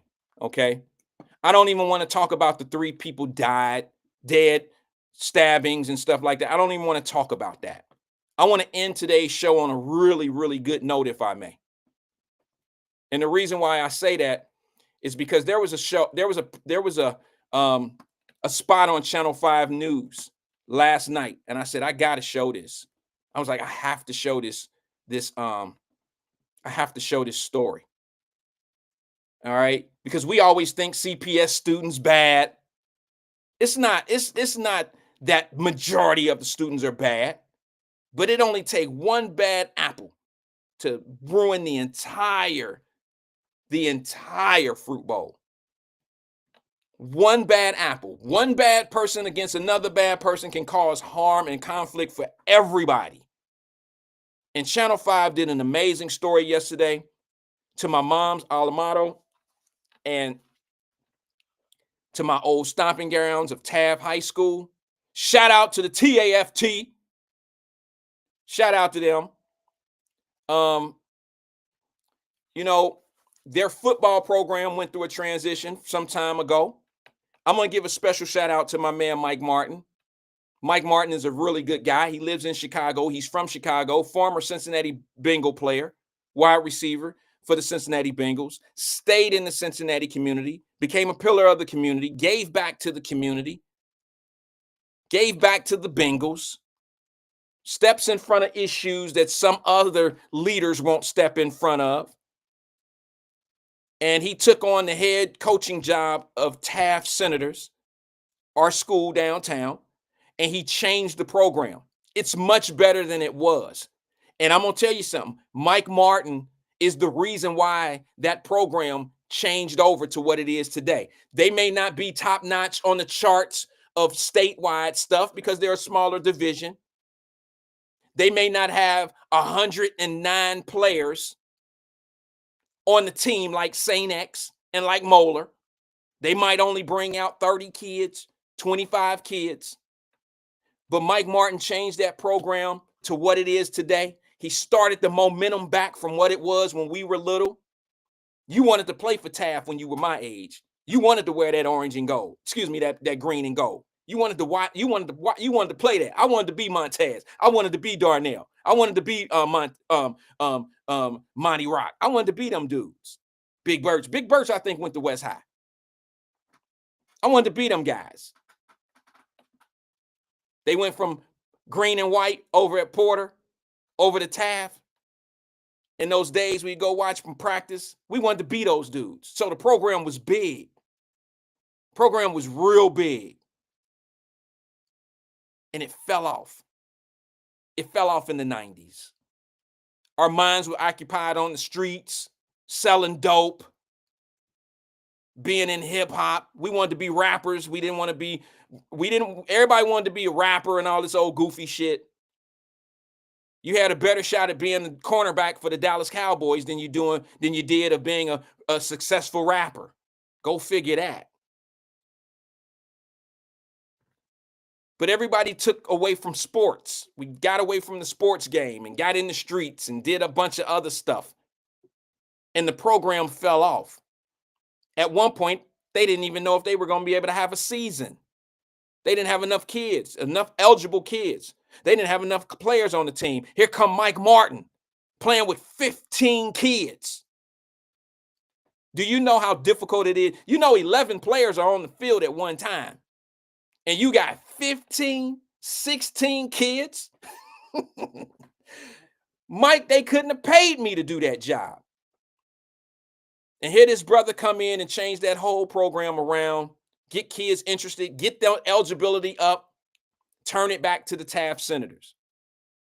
The momentum has been growing and growing and growing. They're getting better people in there. They're getting, bigger and better names. You got some people like Adolphus Washington that came in out of there, went up to Ohio State, ended up a Buffalo Bill.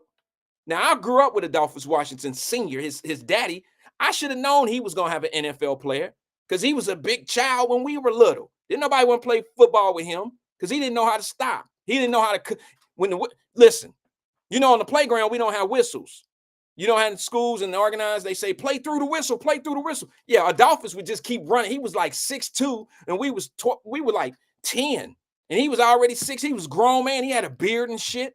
I'm like, he's a huge dude. So, yeah, he had a son, and his son is huge. Went to Ohio State, put up massive numbers. Defensive tackle, big dude. I love him.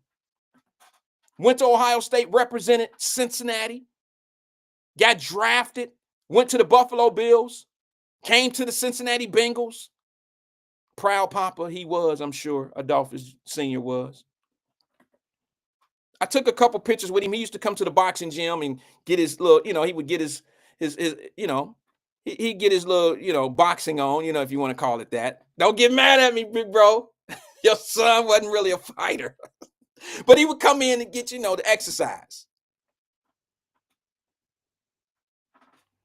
It was a great time. But anyway, yeah, his son, they all changed that program. They all changed that program to now Mike Martin has laid the seed of bringing Taft back. And I ran into a story that was amazing yesterday, and I want to share it with y'all. I don't know how many of you all seen it, but Taft Senators did a jersey giveaway to their teachers. And this story here brought chills to me. I want you all to check it out. Let me see if I can pull it up real fast. Here it is here. Let me share it with you guys. Check it out. You got to love it.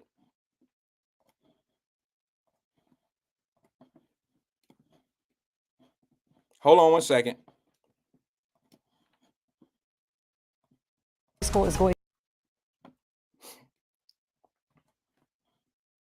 High school is going viral this week for a great reason. Yeah, and as WLWT News 5's Megan Mitchell shows us, students at Taft High School know a good teacher can change the course of a child's life.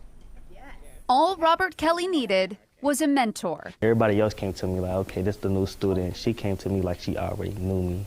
And I'm like, okay, I ain't felt this way yet. The football player first arrived at Taft at the beginning of junior year with enormous skills on the field and a curiosity in media studies. Like, all the kids wear these beats like they stuck to their head.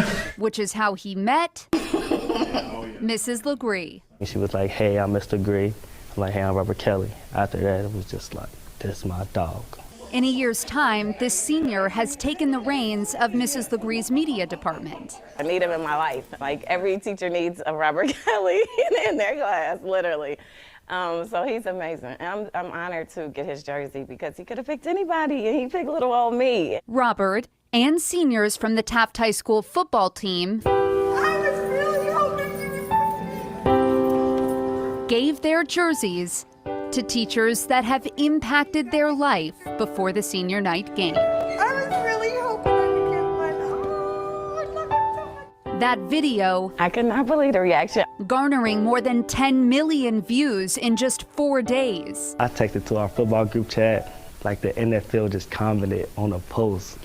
That was crazy. 30-year art teacher Susan Coakley says the staff takes on many roles in these young people's lives. When those guys came around and handed us those jerseys, that meant the world to us, like the world to me. So very appreciative of our magic makers here at Taft because that's what they did that day. And now the students showing up for them.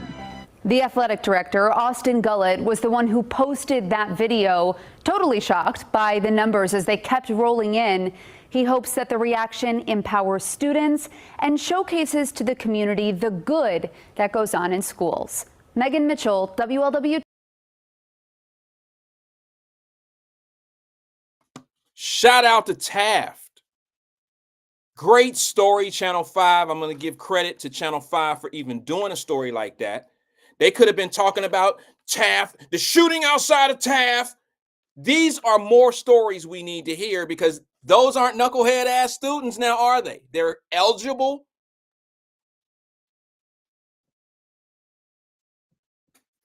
Eligible students playing sports. Teachers that love their students. Remember 3 years ago, I said, man, give me 15 little girls, 15 little boys that want to engage in school, want to be something, want to be smart. Give them to me in a classroom and I'll give you 30 graduates that go off to college or open their small businesses. Give me those people. Give me 30 of them. 30 engaged students. Keep the class clowns over there. Y'all take them somewhere else. These are kids that have bright futures. Did you see how proud the teachers were to get those jerseys? Every last one of those teachers were proud to walk out on the field senior night and represent that great student. Shout out to Taft. Shout out to Taft. And I'm gonna tell you something else. Let me tell you what I noticed in that video clip. The first young man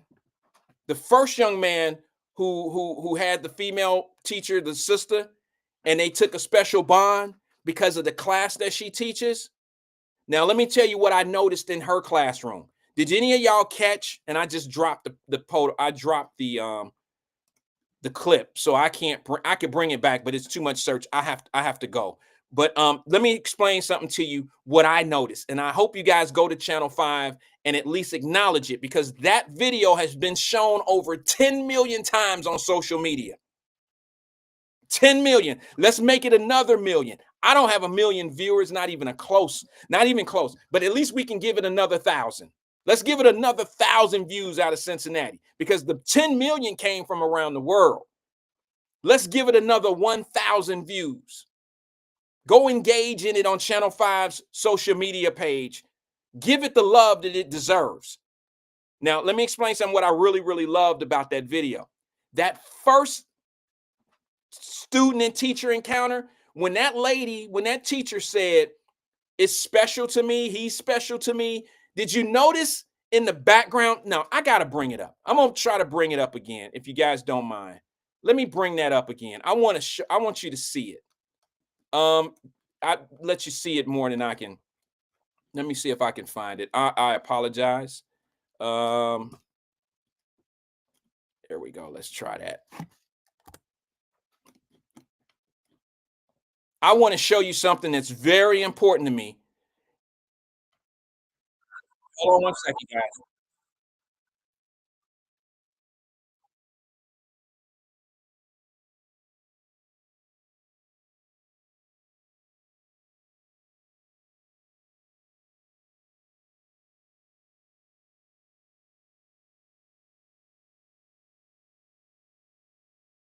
Okay, I want to show you something that I noticed in that classroom. In the classroom. Check it out. Wait a minute. Hold on. Let me see if I can share it real fast. Here we are.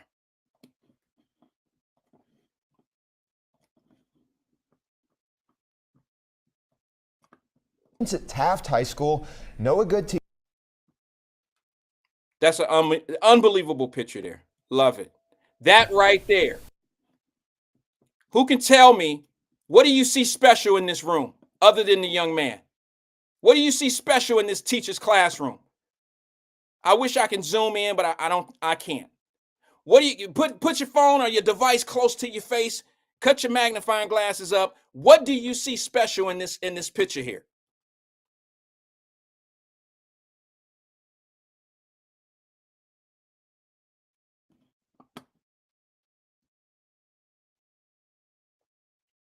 I guess I'm on my own on this one, huh?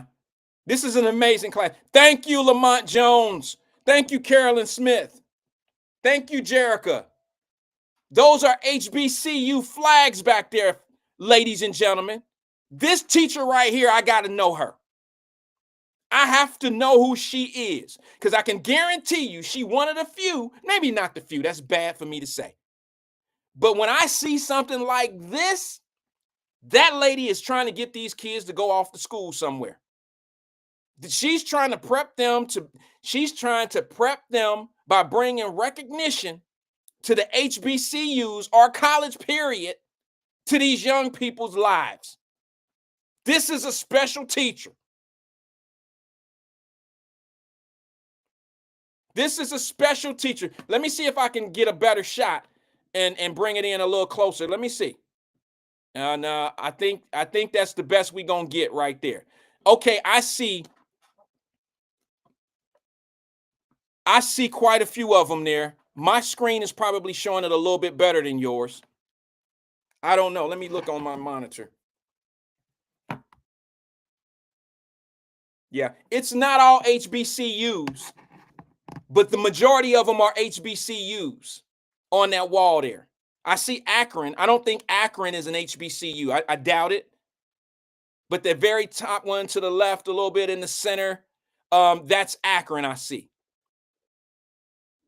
But the majority of those banners are HBCUs. The point of the matter is, this teacher is engaging her students into university, the next step. And you can't just walk into these schools. You got to be ready. So what teacher is going to get these kids looking at schools but not preparing them for schools? Come on, man. This teacher need more than what just happened to a jersey. We need to recognize whoever that young lady is. That teacher is what I like. That's who I like that. I'm gonna play it again. Y'all can leave if you want to. I'm gonna play this story again, and then I'll be back. High school is going viral this week for a great reason. Yeah, and as WLWT News 5's Megan Mitchell shows us, students at Taft High School know a good teacher can change the course of a child's life. All Robert Kelly needed was a mentor. Everybody else came to me like, okay, this is the new student. She came to me like she already knew me. And I'm like, okay, I ain't felt this way yet. The football player first arrived at Taft at the beginning of junior year with enormous skills on the field and a curiosity in media studies. Like all the kids wear these beats like they stuck to their head. Which is how he met Mrs. Legree. And she was like, hey, I'm Mr. Gree. I'm like, hey, I'm Robert Kelly. After that, it was just like, this is my dog. In a year's time, this senior has taken the reins of Mrs. Legree's media department. I need him in my life. Like every teacher needs a Robert Kelly in their class, literally. So he's amazing. And I'm honored to get his jersey because he could have picked anybody and he picked little old me. Robert and seniors from the Taft High School football team gave their jerseys to teachers that have impacted their life before the senior night game. I was really hoping I could get one. That video, I could not believe the reaction. Garnering more than 10 million views in just 4 days. I texted to our football group chat, like the NFL just commented on a post. That was crazy. 30-year art teacher Susan Coakley says the staff takes on many roles in these young people's lives. When those guys came around and handed us those jerseys, that meant the world to us, like the world to me. So very appreciative of our magic makers here at Taft because that's what they did that day. And now the students showing up for them. The athletic director, Austin Gullett, was the one who posted that video, totally shocked by the numbers as they kept rolling in. He hopes that the reaction empowers students and showcases to the community the good that goes on in schools. Megan Mitchell, WLWT. Shout out to school teacher, Taft school teacher, Mrs. Agee. Now I'm gonna tell y'all something, what I'm gonna do. Right here on Wyatt Live. I wish I could call her. I wish I knew her. I wish I knew how to get a hold of her like right away. Maybe I'll check for her on Facebook or social media. I am going to send her a $200 gift card to a spa. Okay, we're going to do that from the Wyatt Live family. If you want to contribute to it, that's fine. I'm going to send it anyway. All right, that's a teacher that needs to be recognized, and I want to do something special for her. I know she like fly things. I could tell how she pushed her hair back when she was ready to take that picture. She didn't want no messed up picture, but I want to do something special for her. And I think what we'll do is a gift card to like Woodhouse. How about that? How about a $200 card to Woodhouse? If anybody knows her, if anybody can get a hold of her, if anybody wants to shoot her information to me, send it to me in my information box. You know how to get to me. You can DM it or whatever you want to do. But I'm going to need some assistance. I could go down to Taft and do it. But I would rather us do it together. I would rather just be able to, do it as a group. So if you have that information, I'll give everybody, look, I can't, do it over the next day or two if you can. Okay, if you could do it between today, tomorrow, and over the weekend, help me get a hold of Miss Agee. I believe it was spelled Egree, Mrs. Agee. If you can help me get a hold of her, I'd like to give her a gift card from Woodhouse. Let her relax a little bit. All right. And I want to show appreciation for school teachers like that. She welcomed that young man in the school. What did the young man say? He said, I'm the new student. Everybody was treating me like I'm the new student. She treated me like I was there forever. And more importantly, Miss Agee's classroom. Thank you, David Herring.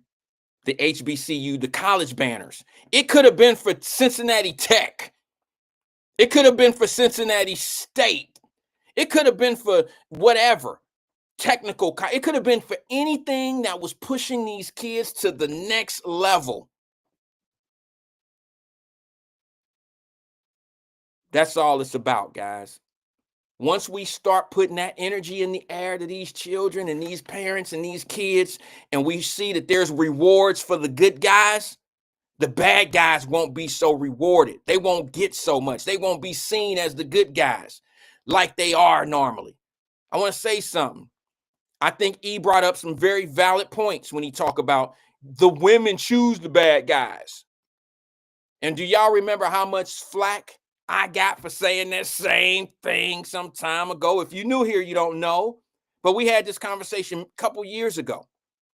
And E is absolutely right. He may not be right on all those points of what he said. I don't believe that all women just want bad guys. I don't believe that.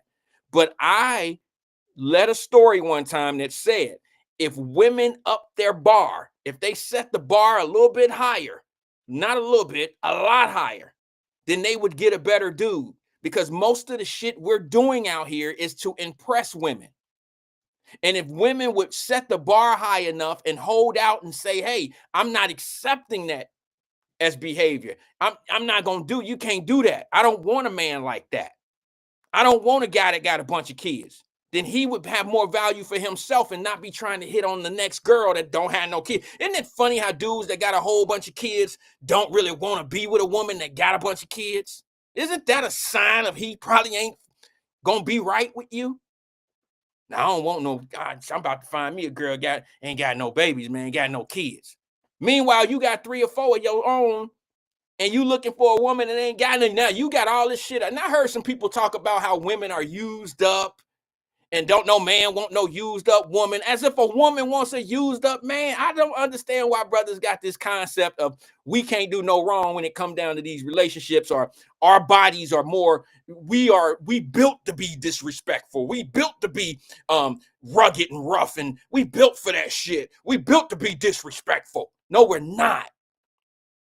How you gonna call everybody that you know a king and they don't have king behavior? No, that's not how it works. That's just not how it works. You can't reward bad behavior and then you turn around and tell a woman, oh, how many bodies she got. You got 30 on you. You got 30 bodies on you as a man, and you're not used up. Now, fellas, don't get it twisted. I know the feeling. I know what it is. But we got to at least have a different attitude. I know I'm on the fella's side. Don't no man want no used up woman. We don't want a used up woman. I get that. I'm on the side of that. But I think it's fair to say no woman wants a used up man. I think it's fair to say that. So how the hell are we going to sit back and be critical of a woman that's dating several people? I heard somebody say something about, man, a woman got to be careful. Huh? Yeah. That's common sense. They got to be careful. But here's this perception. Guys got this thing in their head that every time a woman go out on a date, she rocking with this dude. Like they physical. That's not always the case. You know, dudes will lie on it. Yeah, I hit. You know you didn't. Y'all been lying since the 6th grade about it. You wasn't even getting none in the 6th grade. Passing kissy notes. That's what you was doing. Yeah, I hit. No, you didn't. Stop lying. Stop putting that on her. Trying to be all macho and shit. You ain't do nothing. You ain't hit nothing. But that all being said, man, listen. Ladies, you might not like what I'm about to say, but there is some truth to what E is talking about. And we already had this conversation. You have to be more selective. And in your selective, it's not you. You could be left on your own, ladies. I ain't gonna lie, because for what you won't do, there's a woman that'll do it. There's a girl, there's a tramp that will do it. Trust me. You know what I'm saying? Let them tramps be tramps. Keep your bar high. But ladies, y'all got to have meetings amongst each other. Y'all got to tell these little ladies, stop being a tramp. You making it hard for us out here. Stop raising tramps, ladies. You heard me? Because as long as you put product out there, somebody gonna buy it. And as long as you raising product like that, somebody gonna buy it. But if you not putting, oh, wait a minute, is that it? Oh my God. Thank you, David Herring. Somebody save that for me. Let me see if I can save that. That's the information. Let me see if I can save it. I don't know if I can save it. I'll get it. Damn, it's not like I don't have it on the phone. I'll get that. David Herring, blessings, bro. God bless you for that. And gave me the phone number. That's the main number to the school. I don't know if it's against the law to do what we're going to do, but we're going to do it anyway. They just got to tell us no. They just got to tell us, you know how you do something wrong and you just, okay, I did something wrong, but I'll just apologize versus ask if I could do it. How about that? I'll give you an apology versus saying, versus asking. We're going to make that happen. We're going to hook up Miss Legree. We're going to hook her up. I'm going to see if she'll come on the show and accept her blessing. All right. She may not. She may not be that. She seemed to be pretty cool though. But don't sidetrack me. Y'all know where I'm at with this. Quick thing. Stop, ladies. You are part of the problem. You are part of the problem. If you continuously take these low-level dudes, you just multiplying this problem. Set that bar high enough. This is what I tell my daughters. I don't look. I'm not the father that said I don't want no babies around here. I ain't got to say that. I've been having this conversation well before babies were even able to be done with my daughters. Okay, I've been having conversations. See, our daughters have to look at their fathers. We are what they should be looking for out there. The first man. This gonna sound creepy to some of y'all, but some of y'all don't get it because you may not have children. Okay, this might sound creepy to some of y'all, but the first man my daughter ever fell in love with is her daddy. So if I'm her first love, that's what she's gonna be looking for when she's out there. That makes sense? So I got to be a stand-up guy in front of my daughter. I can't be putting booty shakers on my screen and this and this and that, and she see that's what I like, and that's what she feel like she gotta be out there. And I see it all day on social media. Look at what these ladies are selling. You know why ladies selling their bodies out here and getting fake booties and all that old shit and getting on the screen and taking selfies with the ass all out and all this old shit? You know why y'all doing that?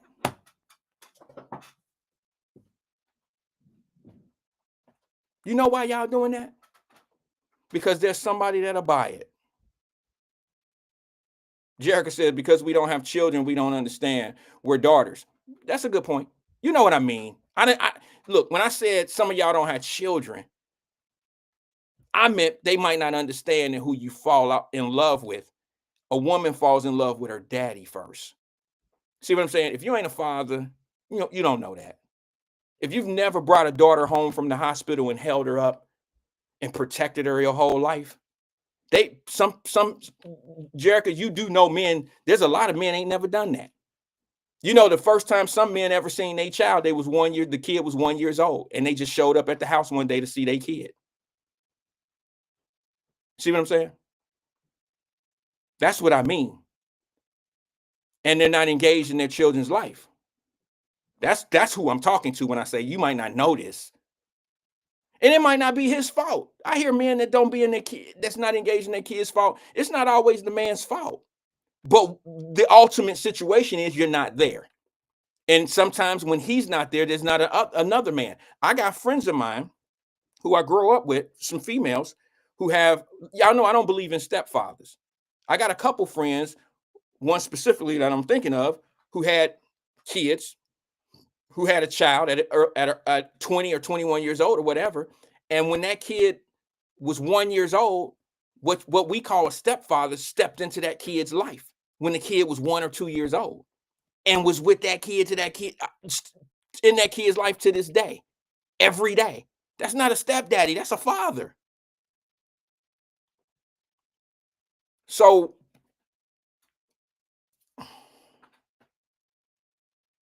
these are who our women look up to. And I used to say, boy, can't no man raise a son like can't no woman raise a son like a man. And then I had to retract it. I still feel that way, but I had to think to myself, I said, my God, how can I keep saying that when I have daughters? And I know how important it is for a woman to be raised by a man. A little girl has to be raised by a man. Yeah, we can teach our sons how to be respectful and this and this and that, but I think a man could teach a woman how to up her game. You know what I'm saying? How to be treated right. A man could teach a woman, his daughter, how to be treated right.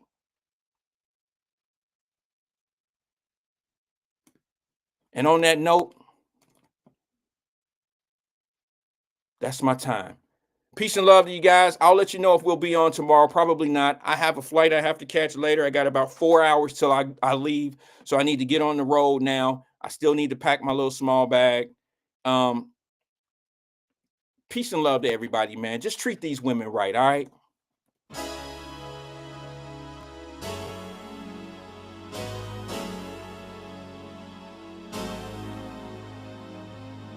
Treat them like they wanna be treated. You should treat them right. Treat them like they wanna be treated. You should treat them right. Treat them like they wanna be treated. You should treat them right. Treat them like they wanna be.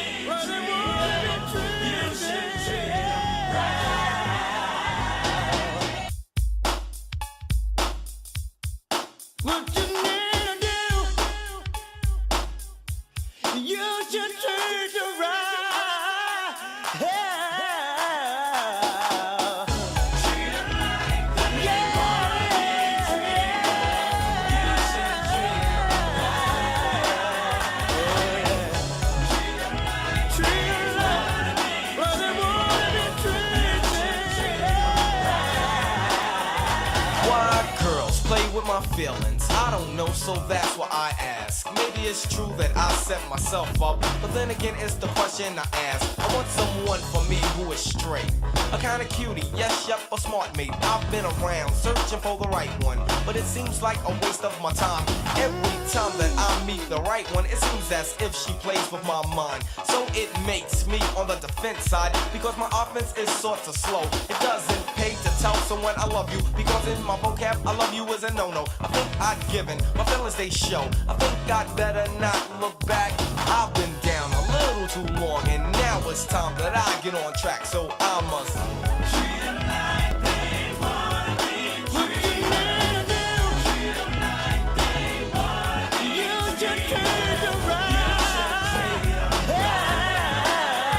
I like to mingle when I do mingle. I love to mingle when I do flirt. I get on in and tell the stories about my past, and that's when it hurts. But I need to find only a lonesome lady type who wants me for self. A woman who wants me because I'm father, not for the fame or for my wealth, so I can show her how I feel. Yeah, ladies, I'm not that picky, but being picky is just for self. I must protect what I respect, and that is me and not someone else. I've been mistreated up on the downhill. Back in the days I used to be strong. I used to flirt, hurt, kinda jerk. Get the cash, the sex, then I'm gone. But payback is a mother, and now I don't know who to trust, so I just treat them like they wanna be treated. That's all you need to do. Yeah. You know, women, yeah, they tell me I'm lovely and cuddly, but I just don't understand why they want to play with my feelings. But it won't happen again. Nah, never. So listen, ladies, I'll treat you how you treat me back in return. I'm not rude, no, I'm not stuck up, but my feelings are my main concern. So don't think that I've given, because now I know how to show my feelings when I get involved. I'll take it slow before I say, oh no. I'll treat you like you treat me.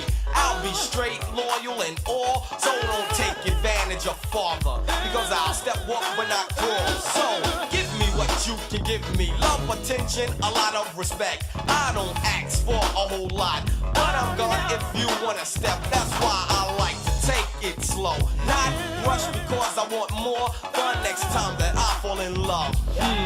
You best I'll be sure.